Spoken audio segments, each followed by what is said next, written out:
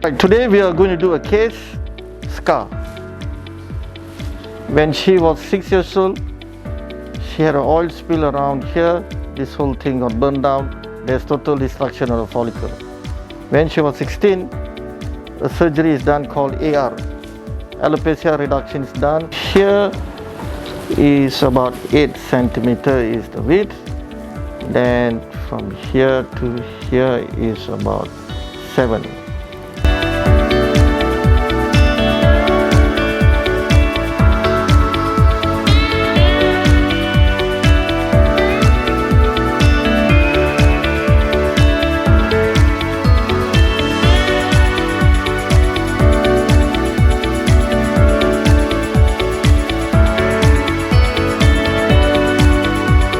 Alright, it's about 2 hours now. We have completed the procedure.